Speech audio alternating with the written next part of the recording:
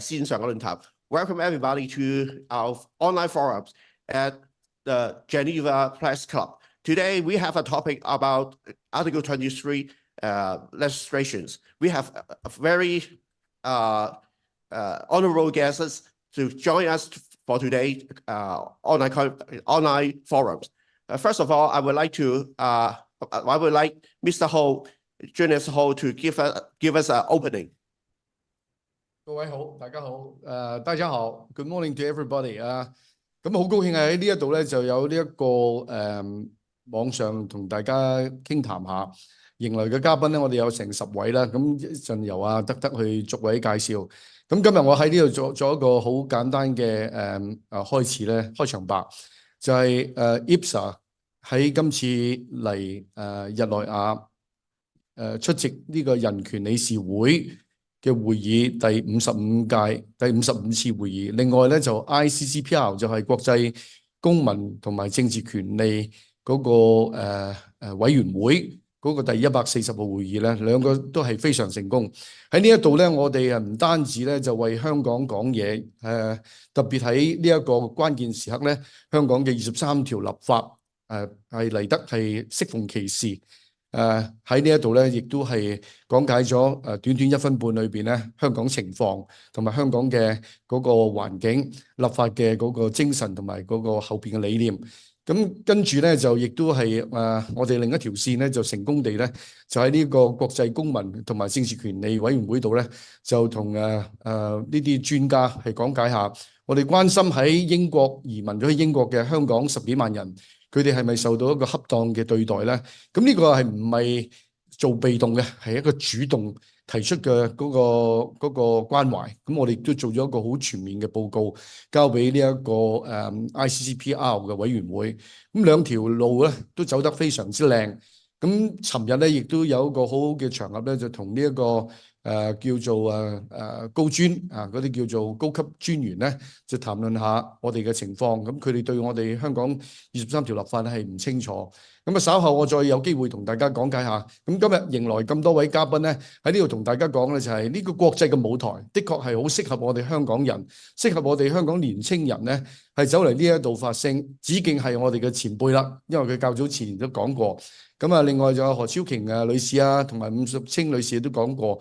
咁林琳啊，我亦都知道。咁適逢我啱啱前日發言嘅時候咧，咁Gary Wong 黃子謙咧，佢亦都係有喺下晝度發言。陸陸續續香港人為香港講事，為中國講事，呢個係值得我哋係喺呢一條路上邊打拼嘅。多謝，我交翻俾主持人。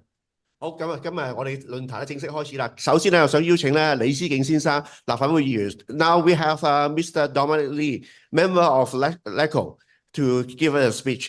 Hi， 好 ，Hello， 唔該晒德哥，亦都多謝咧何律師啦，舉辦咧今日呢一個會議啦。咁子敬咧好高興咧有機會參加呢一個咧線上嘅論壇啊。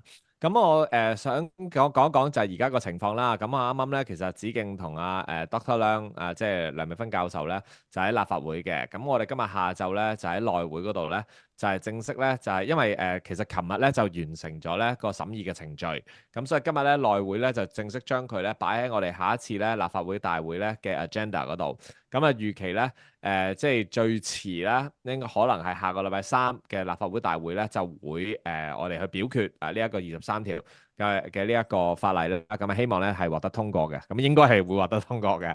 咁我想咧就住因為時間唔太多啦，咁就住咧幾點啦。因為美西方咧國家同埋政客啦、媒體咧最近咧就住23條咧作出咗經常嘅一啲抹黑啊，佢哋咧派出咗好多唔同嘅人士，包括前港督彭定康啊，佢哋嘅外相卡梅倫啊，佢哋嘅即係個唔同嘅報章啊 ，Bloomberg 啊 ，Times 嗰啲抹黑。咁就住兩樣嘢，我想作一個簡單嘅回應。第一樣嘢咧就係佢哋咧經常批評我哋咧就係呢一個諮詢嘅時間咧比較短，立法過於倉促。但係我想提出嘅咧就係其實喺9·11咧嘅恐襲之後咧，當年咧喺即係2001年啦，美國嘅國會咧只係用咗3日嘅時間咧就通過咗佢哋國安咧有關嘅法律叫愛國者法案，即係 Patriot Act。咁啊成為美國咧歷史上邊第一部咧係專門賦予執法部門更加大權力去打擊咧即係呢啲恐怖主義嘅法例。所以咧其實根本咧係國家安全嘅保障咧係因時制宜，一定要咧就係如果係有咁嘅需要嘅話，就要迅速立法。咁所以呢一個係反駁咗佢哋咧對我哋嘅第一點抹黑。第二點抹黑咧，就係成日都話咧，譬如我之前上 BBC 嘅時候咧，個主持人都會話啊，你哋咧嗰度好嚴格嘅國安法，好嚴厲啊，定係點樣嚴苛啊咁樣。但係其實咧，我哋今次咧呢一條咧，呢個維護國家安全嘅法例咧，其實係比外國相關嘅法例咧係更加溫和。就以叛國罪咧作為一個例子，香港而家咧講緊最高嘅刑罰係即係終身監禁，但係美國同埋新加坡咧就係死刑嘅。嗱，公開表明意圖咧係侵犯呢個叛國罪咧，香港最高嘅刑罰咧只係14年嘅監禁，喺英國同埋加拿大咧都係終身嘅。咁間諜活動咧，香港最高咧就係20年監禁，但係咧澳洲同埋英國都係終身，美國甚至乎要死刑。咁煽動意圖相關嘅罪行咧，香港最高嘅刑罰咧就係監禁7年啦，但係咧加拿大就14年，美國咧甚至乎係20年監禁。咁所以睇得到咧，我哋呢一條23條嘅立法咧，其實係平衡咗速度啦，我哋維護我哋國家安全嘅效力啦，同埋咧我哋對於我哋香港人權自由嘅保障。咁所以咧喺呢一個時候咧，子敬好榮幸可以喺今屆嘅立法會裏邊咧就住23條咧係出力。咁希望咧喺一個禮拜內，我哋就可以將呢一條咧嘅法例咧係成功通過，咁啊一勞永逸保障我哋咧香港嘅國家安全啦，同埋咧係免受咧以免香港成為咧我哋國家嘅安全嘅漏洞嚇。咁多謝大家。好多謝子敬啊 ，Thank you Dominic. Then we have Miss Priscilla Leung, also member of our LEGO, and also a very experienced legal professional expert. 梁議員，早晨你好，我哋呢邊早晨。早晨。Yeah. Okay. Yeah. First of all, thank you for the chair, journalists, and all the other professors. I am speaking as a legislator of Hong Kong as well as a barrister, and a local and national legislator lawmaker of China and Hong Kong as a owl. First of all, I would like to introduce to our international friends what actually is one country, two system, and why do we have this very famous Article 23 legislation right now. In fact, if you look at the world, history teaches us that in the process of decolonization, often brings wars and bloodshed. But Hong Kong and Macau returned to China under one country, two system. We have a very peaceful handover to China, and that actually is a herald for peace for the world. I think we have set up a very good example for the world that in fact, to solve sovereign disputes, we can have a very peaceful model. No political system in the world can override people's aspiration for peace and security. And Hong Kong is very fortunate. Under one country, two system, after 1997, we continue to keep our common law system, low tax system, free economy, free currency, and a very, very strong international financial center, etc. For those who are not familiar with Hong Kong, we welcome you to come to see how strong Hong Kong is to adhere to the rule of law. Especially, we are very famous for our common law system. And after 75 years of setting up the present China, in fact, China has also become a very strong supporter for international law and international order, which is the cornerstone for international peace after World War II. Without the heart to adhere to international rules, I think the world is facing crisis for international world war again, and we don't want it to happen.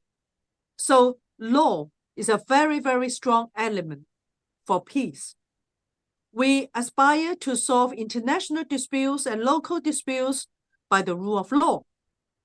So the basic law is to implement the promises of China under one country, two system. And we both have the constitutional obligation as well as the strong opportunities. Huge opportunities have been provided to Hong Kong after we returned to China. because China has a very, very fast pace to develop her economy. And she also has learned a lot from the Hong Kong software system, like common law system and economic system. We also help to train the Chinese judges for international rules and order. So today we are in an international arena. We are talking about United Nations and ICCPR that everyone is very familiar here in Hong Kong, in the world. Article 19 of ICCPR has stated that everyone enjoys freedom of speech, freedom of expression. But in the same provision, Article 19, paragraph 3, there is a very clear provision that an individual reputation, as well as for protection of national security, for protection of public order, public moral and hygiene, there can be the necessary restriction for individual freedom and right for their exercising. And for a common law jurisdiction like Hong Kong, we have very, very famous cases, common law worldwide shared, is the proportionality test. And in 2015, the landmark case Hong Kong Hysan has built up a very clear principle, which is shared in common law jurisdiction, that apart from the necessity rule, we also have to balance individual interests and public interests and national interests. We want to have a very fair balance, and we will adopt proportionality test in our common law system. So what is Article 23? If you look at the world, no central government of a sovereign would delegate the power to pass law to protect national security. But China has done so with her huge political capacity. Under basic law, China has authorized Hong Kong and Macau SAR to pass a series of local legislation to protect national security. And for Macau, they continue to practice Portuguese law. And for Hong Kong, we continue to practice common law. By passing local legislation under Article 23, all these series of ordinances will be by common law practice. We have heard them with 3 readings, our normal practice in lawmaking process. And when there is a dispute, we would adopt common law practice. Section 2 of the present draft of Article 23 has highlighted that we would comply to the International Covenants on Human Rights and Protection. So far, under my research, I haven't seen any other common law jurisdiction have highlighted that kind of sections of human rights protection. We also emphasize on our common law principles of presumption of innocence, beyond reasonable doubt, as well as the due process if in case an individual will be prosecuted under our system in Hong Kong. We guarantee we will protect our due process protection, and we will allow both parties, our lawyers, to do their very good job.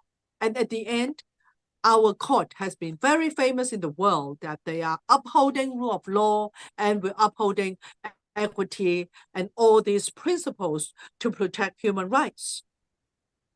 Here, I want to emphasize that Hong Kong has always been famous for our common law system. We have a very strong will to adhere to international practice. And we did have done a very thorough survey along the world, that because we inherit a lot of practice from UK. Also, we take strong reference also from US that we respect their common law practice.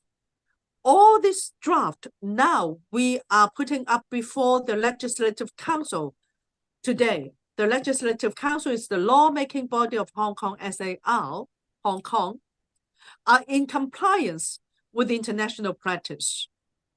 It is also with very, very high standard. We protect and we offer defense for people who are really with goodwill for discussion purpose, that they will have a good defense for this state secrets, etc.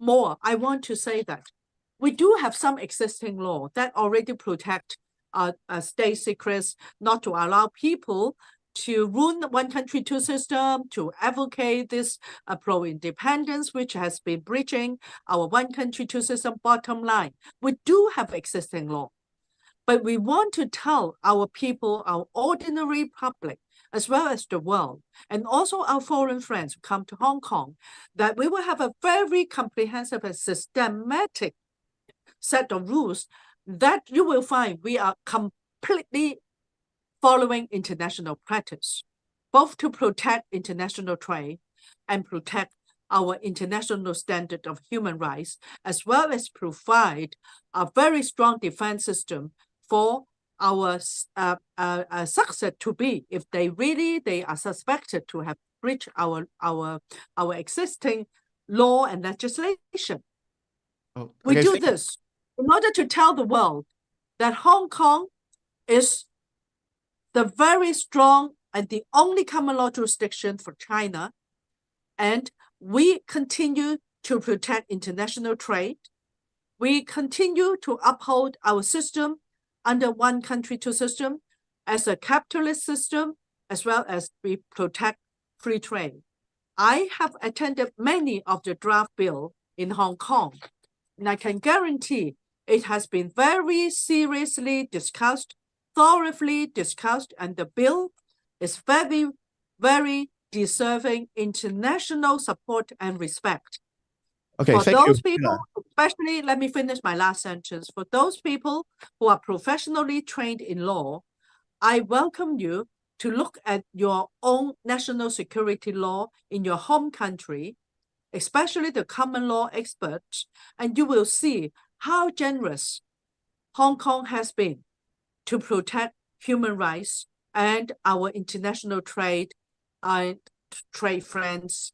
And we hope that you do offer your objectivity to look at our bill, and you offer your genuine support to this draft of Article 23 to protect national security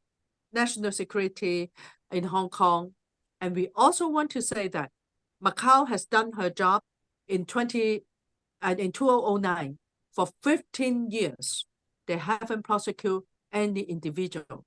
And that is the whole point of passing this set of law, so that we have a good general education for our Thank you. general public, Okay. also Thank to you, tell the Priscilla. world. Thank you. Thank you, Priscilla, for the very detailed explanation of the Article 23. Now we have Mr. Lawrence Ma, also a barrister and also the consultant of IPSA. Hi. Thank you. Yeah. Yes, thank you for having me. Western critics to our proposed Safeguarding National Security Bill have little to say about their own national security regimes, however draconian they are. Now, take the United States as an example. Firstly, they have a chunk of laws to deal with national security, including the Patriot Act 2001. Now, in suspected terrorism cases, the act weakened privacy rights by allowing the government access to people's telephone records without court authorization. Although the act was reformed by the Freedom Act 2015, which was supposed to end bulk surveillance, the National Security Agency still collected large amounts of personal data, which is in my view, a blatant infringement of personal privacy. Now, secondly, the US punishment on national security offenses can be tougher than Hong Kong. Take treason, for an example. It is the death penalty there, whereas in Hong Kong, the maximum is life imprisonment. Take another example, espionage. The maximum penalty can be dealt with in the US. It can be death in the US, but the maximum in Hong Kong is only 20 years. So if you do the maths, also, the United States has 23 national security laws collectively. And we in Hong Kong only have, including this bill, 3 such laws. So what is the fuss? Now, if we go to the United Kingdom, they have a strict national security regime, including the National Security Act 2023. Its sweeping provisions created new espionage and sabotage offenses.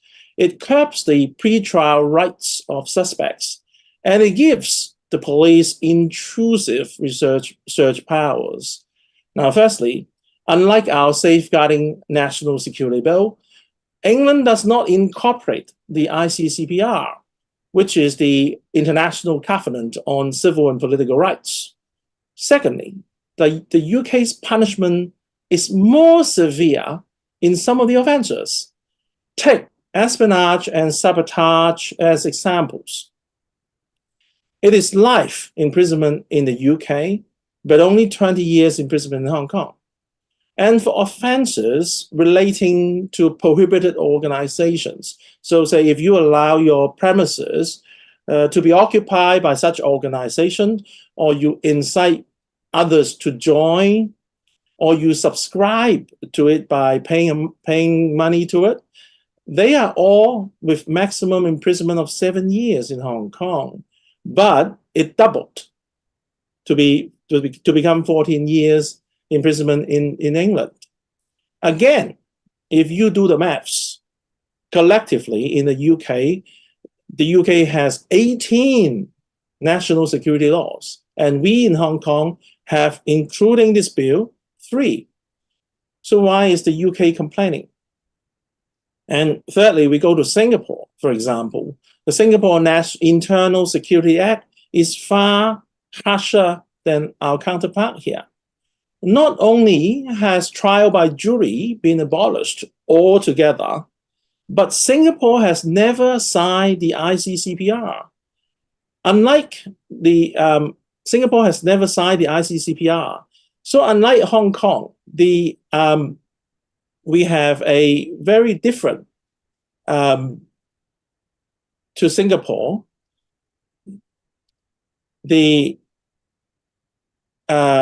Unlike Hong Kong, Singapore retains the death penalty for treason, whereas Hong Kong's maximum sentence for treason is only life imprisonment. So also in Singapore, national security suspects can be detained by executive orders without trial for up to 2 years. But for Hong Kong, the government, only the judiciary has power to order detention for such a duration. Now, we do have the Hong Kong National Security Law since 2020, and it has been wisely applied by our independent judiciary. Our judiciary has respected the accused person's right to legal representation and the right to a fair trial. No unfair decision has ever been made against the accused. In fact, there are decisions unfavorable to the government, and they are now taken on appeal by the government. So to be credible, I urge Western powers should end their double standards, and Western medias have to end their baseless smearing of our Safeguarding National Security Bill. Thank you.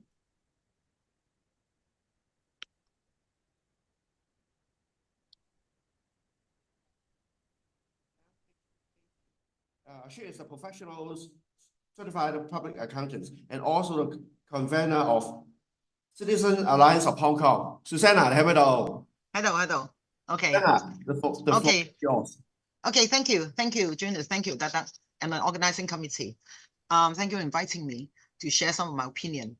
So being a professional accountant and also senior management of a listed company, and I would like to highlight a few important areas, how the implementation of Safeguarding National Security Bill, namely Article 23, is necessary to protect the stability, security, and sovereignty of Hong Kong.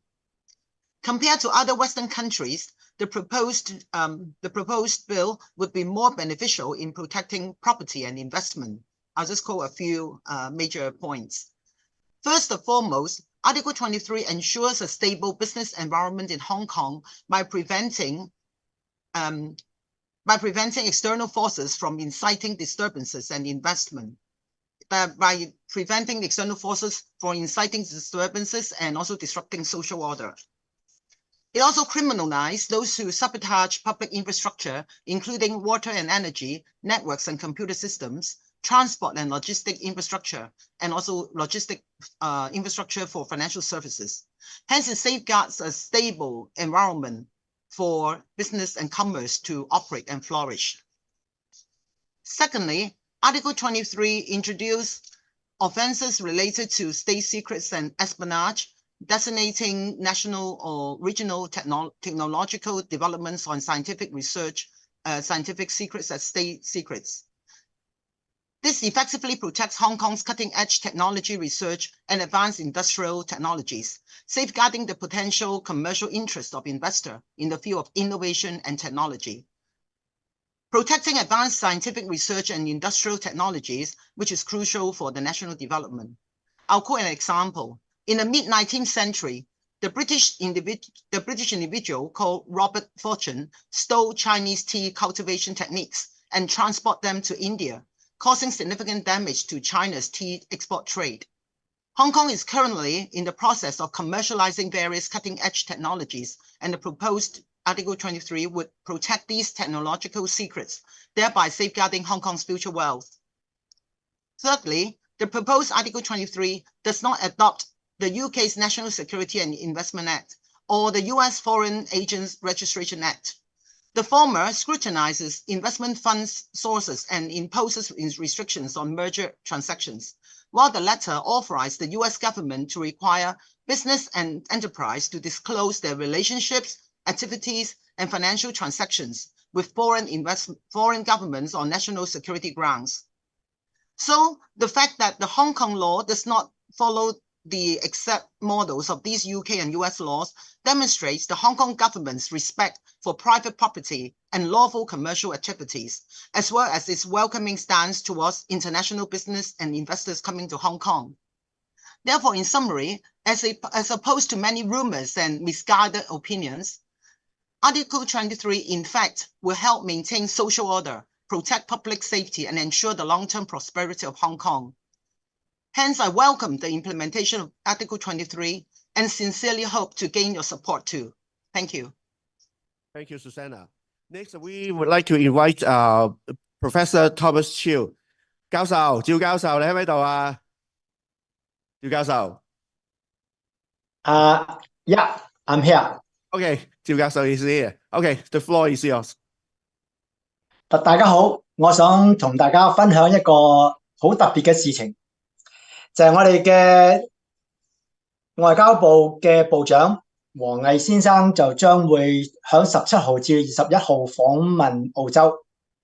咁我用中文講嘅粵語講嘅原因咧，就其實係一個好典型嘅例子，就係話澳洲嗰個反外國干預法已經標籤咗我哋所有嘅人，用唔同嘅方式去煽動也好，去做其他事情都好咧，都可能咧一身蟻嘅。嗱，我唔係危言聳聽，最重要一點咧就係頭先阿子敬提出，第一位講者講嘅，即係阿李梓敬議員，佢就話23條立法如果公布咗之後咧，就香港更加會穩定嘅。我完全支持佢嘅睇法，原因就係話而家喺澳洲嘅南澳，即係澳洲外交部部長黃英賢嘅選區入邊，正正係匿咗一個香港嘅逃犯許智峰。我係會覺得站響我哋整體嘅國家嘅政策嚟講，喺外交部嘅官員方面係不適宜去講一個好少嘅事情，因為許智峰嘅事情係香港人嘅事情，亦都係香港人應該去做去解決嘅問題。所以我哋會睇到當前我知道嘅澳洲一啲非常之有仗義精神嘅朋友已經開始做佢哋相關嘅工作。我亦都期待咧香港嘅朋友能夠參與，令到23條立法之後，許智峰呢一類咁樣嘅逃犯就唔會響海外嘅平台上面繼續對香港指指點點。我用粵語發言嘅原因，亦都係從某個意義嚟講，係避咗自己一啲不必要嘅麻煩。嗱，我又會覺得大家假以時日就會了解我而家講嘅係一個乜嘢嘅情況。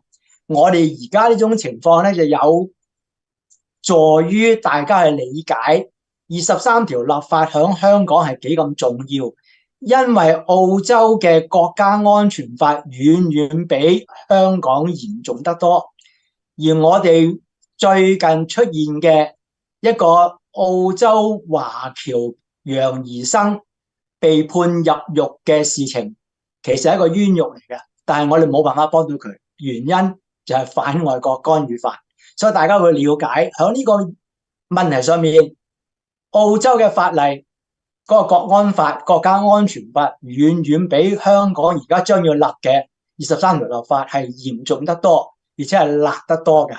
我講到呢度為止，多謝大家。跟住咧就阿南爺要講翻啲意見俾我哋聽下啦。南爺係我哋嘅前輩啊，亦都係咧資深嘅局長、前局長，咁咧佢一定咧對呢個深有體會嘅。啊，南爺 It's your turn, David. It's your turn. Okay, thank you very much. It's a great pleasure and honor for me to be here to speak on behalf of Hong Kong, my home. That, in fact, I'm just representing the view of many Hong Kong, the average persons in Hong Kong, who are very concerned about the safety and of this place, the Hong Kong SAR, which has suffered tremendous difficulties in the year 2019. You know, kind of severe damage made by lawbreakers to the average business, to the daily lives of the average persons, and including that of the housewives, business individuals, as well as students. Now, the need for the Article 23, that in fact has been promulgated and actually been we have discussed about it among groups of citizens ourselves, including with lawyers like Solicitor Ho and other people.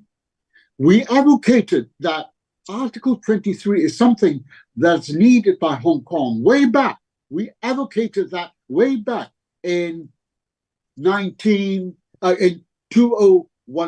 2017, and throughout that period. We keep saying that. And yet, for one reason or another, the government has been acted very slowly. And now it appears that people are now, the Legislative Council and members, honorable members, have now looked at the situation and say, yes, we do really need this Article 23, and it's now studying this more seriously. Now, let me point out, if you look at the provisions suggested in the proposed Article 23, advocated by Hong Kong, and compare with that, which already existed in the United Kingdom, in the USA, and other parts of Europe, what we are proposing is something really very mild. In fact, in places, what we say, I heard a barrister at law just now, Mr. Ma, says that many provisions with regards to sabotage and in UK, it's life imprisonment and many things are imposed as life imprisonment if proven. Whereas in Hong Kong, they were just imposing something like 20 years, which is the maximum. Now, life imprisonment as compared to 20 years imprisonment is obviously there's a big difference. That's just one example. I'm not a professional lawyer, so I'm not in a position to list out all those comparisons which might be studied by our experts. But I'm sure that those in the legal profession will look at it and they notice that what we are now suggesting are something very reasonable, something very sensible that helps to bring life easier, more safety, greater safety for the business community, for people who do business, for people who attend schools, for professionals, and in fact for daily those who, like myself, as average citizens in Hong Kong. So I advocate that now is a time that Hong Kong should look at the situation seriously and compare with what we are now suggesting. Compare that with the UK. Compare that with the US. We are such modest and mild in our approach. So why do people outside keep saying, oh, Hong Kong should not do it? Now, that's wrong. That's certainly wrong. It's something that you need your protection, and we are asking for, when we are asking for something so modest, you say, you don't need it. Now, that is unfair. And Hong Kong is already a signature of ICCPR, as someone pointed out just now, and Singapore's not yet. And yet, you allow Singapore to do it. Singapore is our brother, our good friend. Have all of admiration for Singapore, but compare with the provisions laid down in their law, similar to our Article 23. What we are proposing is much milder, much softer. So, and we are already a signatory to ICCPR, whereas I was told just now, the Singapore very detailed explanation. Thank you，林爺。you so much. OK，嗱，我哋而家喺度咧，仲有我哋咧嘅 IPSA 嘅榮譽副會長咧，趙 Sir 儲基興喺度。不如咁樣，由儲基興咧帶領咧，我哋而家 online 嘅一眾嘅 KOL 咧，集體一齊討論一下。我哋唔使一個個講啦，一齊集討論。我哋討論時間咧係10分鐘，10分鐘。好，趙 Sir 交俾你。喺呢個人權理事會，我哋喺呢度幾日嘅工作，喺聯合國工作，亦都俾我哋 KOL 一啲睇法。我哋喺會場裏邊聽到好多虛假嘅信息，好多係唔真實嘅信息，係由一啲道貌岸然嘅人權衛士喺度發聲，係令到好多市民係聽咗就真係入咗心。咁我覺得我哋 KOL 雖然唔係傳媒新工作者，但係呢個第四權同埋呢個傳媒道德係要我哋嘅責任嚟嘅。所以我希望我哋 KOL 界會喺一啲市民佢哋接受咗假信息，或者好多有別有用心嘅 KOL， 佢哋會將我哋個23條妖魔化。好多其實喺23條諮詢文件已經解釋得好清楚，亦都係列出咗外國嘅相關嘅國安條例，比我哋係嚴重好多。但係點解我哋市民都聽唔到呢？所以我希望我哋嘅 KOL 咧能夠幫我哋講出真正嘅説話，亦都係多啲搜集資料，俾多啲群眾、普通市民去知道嘅真相。或者就我哋俾翻個咪得，你交俾下一位啊。好啦，不如在場我見到有華哥啦，有Grace 啦，仲有其他 KOL 啊，不如大家發表意見啦。華哥 OK, Alex Young speaking. 聽唔到你把聲喎，你開咪未啊 OK, 得唔得？Testing 1, 2, 3. 長話短說。OK, Alex Young speaking. Hong Kong lead Article 23 because Hong Kong cannot forget the 2019 virus. We in Hong Kong don't want to be become serious. Hong Kong need a national security law to have stability and prosperity. Okay, that's it. 唔使咁多，幾句搞掂啦。Very good, excellent. Well done. 有乜意見啊 ？Grace 嗱 ，Grace 咧，你喺我哋政研會嗰度咧，其實咧，2019年咧就睇到好多我哋即係社會嘅變化，我哋都付出咗好多嘢嘅。Grace， 我想你出嚟講幾句過往嘅嘢，同埋我哋對23條期望。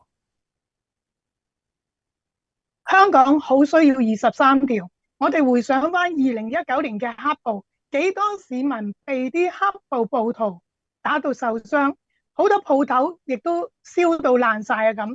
我哋市民亦都唔敢翻工，甚至乎咧，我屋企嘅工人出街見到啲着黑色衫嘅人咧，都驚到不得了。如果我哋冇23條立法嘅話，2019會唔會重來咧？我哋好擔心，我哋所有市民都好擔心。所以我哋唔可以鬆懈，希望盡快能夠立到23條，呢啲係我哋所有市民最期望、最渴望嘅。交翻俾大家個咪。OK， 多謝 Grace 啊 ，Grace 咧都喺23條嗰度推動咧，當時我哋個聯署咧付出咗好大嘅努力嘅。跟住想問 David Sir 而家喺內地係咪啊 ？David Sir 唔係翻咗香港。好咁我覺得今次維護國家安全條例草案嘅立法可以極速通過，係非常之開心嘅。因為喺2020年，我記得我哋喺度推動23條立法嘅時候，其實全香港有220萬嘅香港市民係支持23條立法嘅。咁而家我哋立法會同埋委員會嘅主席廖長江同埋所有內務委員會嘅委員，咁同埋我哋嘅律政司司長，其實喺23條裏面咧出咗好多力，尤其是我哋保安局局長鄧炳強先生，亦都係喺過去嘅好長嘅日子裏面作出一個反駁隊嘅工作，所以我希望23條好快就會喺下個禮拜大會度通過。呢一個我諗係全香港市民所想嘅一個好耐啦，等咗好耐啦，實在越快越好。多謝晒你。多謝大偉 Sir。小 Sir 你有冇嘢補充啊？議員你有冇嘢補充啊？我哋仲有少少時間。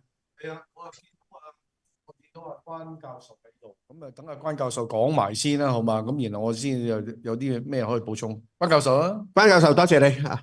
關教授係我哋經常同我哋一齊俾個指導我哋嘅，好專業、好 professional， 係香港大學嘅退休教授。關教授，好啊，我啱係啦，我啱上到網，好高興咧喺呢度簡短講幾句説話。我覺得咧就係23條咧就係呢個立法咧真係已經拖咗好耐啦。我哋過去嗰幾年嘅努力咧，而家終於咧就係冇白費到，咁啊好開心。我覺得即係最緊要幾點啊。第一咧，如果從即係學術界，特別係即係大學裏邊咧，過去我哋睇到2019至2020嗰段時間裏邊，好多學生咧係即係由於唔知道有所謂國家安全呢個咁嘅意識，做咗好多咧，佢哋當時可能都係屬於一種天真啊，可能或者屬於無知啊咁樣咧，就犯下咗彌天嘅大錯。到而家仲有相當多嘅一啲嘅即係年青人咧，由於咁樣嘅時候咧，即係或者可以講係一失足成千古恨。呢樣嘢咧係即係相當即係令人感到遺憾嘅。咁而家我覺得23條立法咧，即係我睇裏邊嘅一啲嘅條文啊。剛才我聽到即係好多嘅即係大家嘅發言都清楚啦。咁就係咧，其實咧就係好寬鬆，最緊要咧就係我哋係根據即係我哋所熟悉嘅普通法嚟到即係推行。好多咧就係呢個唔係屬於即係經濟問題，唔係屬於社會問題，屬於政治問題。咁我亦唔需要話即係太擔心。我哋明白到咧喺一國之下，永遠需要有一個國家安全嘅呢個咁嘅概念。美國咧係最識得濫用國家安全呢個概念，乜都講到國家安全，反而咧就係我哋係嘛喺呢個一國之下，我哋反而冇，反而係即係俾好多即係其他嘅即係外部勢力咧係即係呢個轉咗空子。呢樣嘢係極端係即係我哋好遺憾。而家趁住咁嘅機會咧，我哋盡快將我哋應該做嘅憲制責任將佢完成咗佢，我都好開心嘅。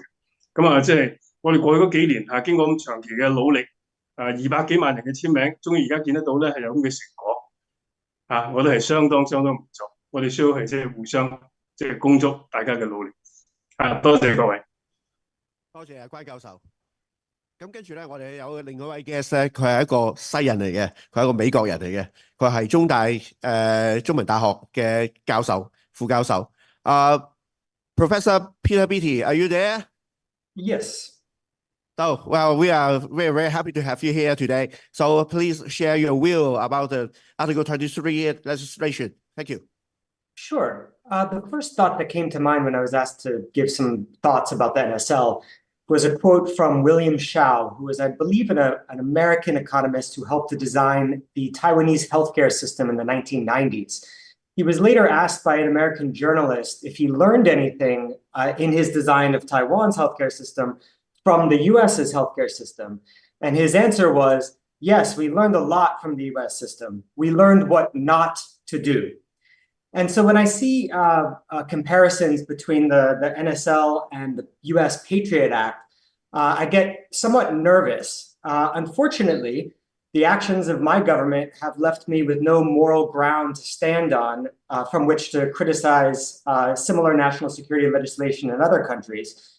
So I'll limit my remark to thinking about, well, I guess I would just say that the burden now falls on Hong Kong's Department of Justice and Hong Kong's judiciary to ensure that the law is applied in a fair and sensible manner. And what I mean by that is just imagine the thinking of, let's say, the more Machiavellian among the foreign policy establishment in the US. From their perspective, over-enforcement of the NSL is fantastic because then they can use that as grist for the mill in their information warfare. And the other danger is powerful vested interests in Hong Kong putting pressure on the government to use the NSL to protect their own interests and actually harming society overall. So I would just say that my hope is that the Department of Justice and the judiciary here can apply the law in a manner that protects the public interest, protects whistleblowers, and limits it to actual cases of support and cooperation with foreign intelligence agencies for the purpose of undermining Hong Kong, and to avoid prosecuting people who simply want to make society better by pointing out corruption or other social ills. Thank you. Are you still there?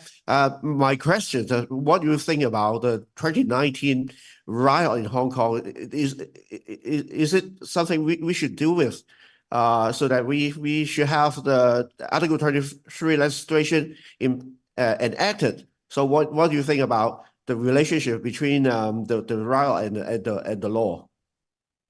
Well, I mean, I think it's entirely reasonable for countries to want to restrict foreign governments from, fomenting discord, from causing violence, etc.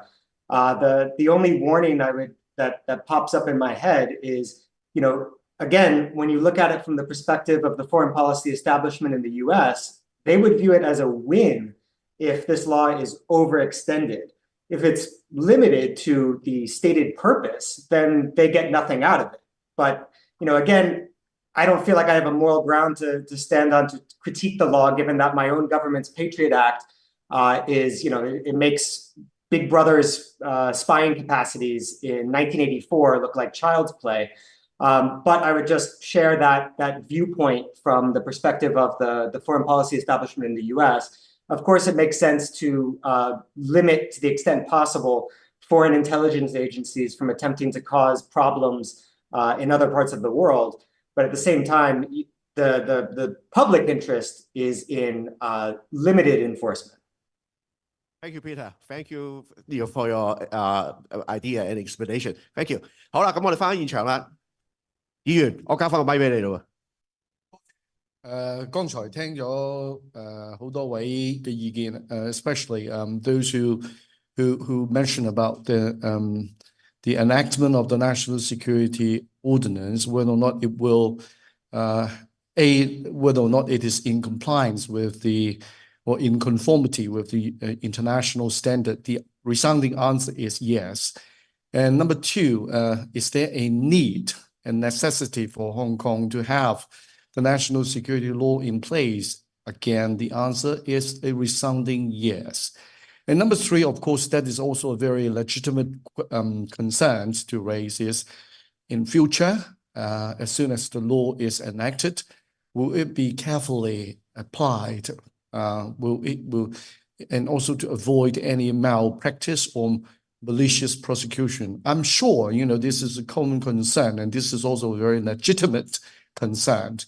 Given the Hong Kong situation, it is a rule of law-based city, highly modernized, highly civic, and with so many brainy young people, talented lawyers, and also responsible officials in charge. I I would only can think of is that whatever the decision taken by the government in the circumstances and also in the context of Hong Kong must be for the protection of the Hong Kong interests. It must be in the interests of the public. So therefore, we should not have any doubt or any suspicions about whether or not we have, as soon as this piece of law enacted, it will become a weapon in hands of an unreasonable thinking, unreasonable-minded governments to run Hong Kong affairs. No, I don't think that is the case. So with the discussions as put before, I am particularly happy to say, also from my capacity as a member of the Legislative Council, I have every confidence in seeing that Hong Kong will recover fully recover from the 2019 incidents. And that was basically, and in fact, actually a revolution and try to upset and turn over, Hong Kong upside down. And with the enactment of this piece of the national safeguarding Hong Kong national security ordinance, Hong Kong economy and also the stability will be fully recovered and reinstated without any problem. And that's my message. Thank you. 好多謝議員。咁現場咧，我想問下，仲有冇邊位 KOL 係未發言㗎？有冇啊？